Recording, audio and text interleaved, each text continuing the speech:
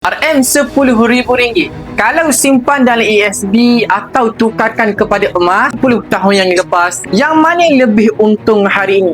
Jawapannya mungkin membuatkan anda terkejut. Jangan lupa follow dan save video ini untuk rujukan akan datang.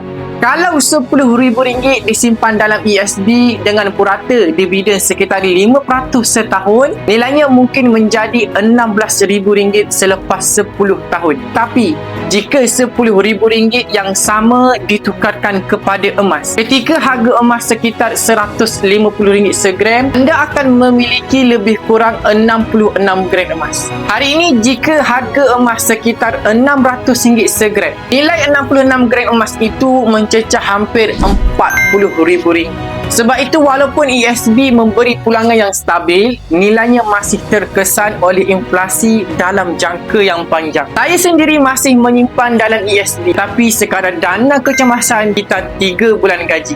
Lebihnya, saya simpan dalam bentuk emas supaya nilai simpanan lebih terpelihara untuk jangka panjang. Ramai tunggu harga emas turun dulu baru nak mula. Hakikatnya, yang untung biasanya ialah mereka yang mula menyimpan lebih awal, bukan yang tunggu masa yang sempurna. Okey, baik tuan-tuan, yang mana nak mulakan simpan emas dengan Pavigo, tuan-tuan boleh refer pin video saya untuk saya bantu anda sebaiknya. Ingat, perkosaan santai, tapi sampai jumpa di video seterusnya.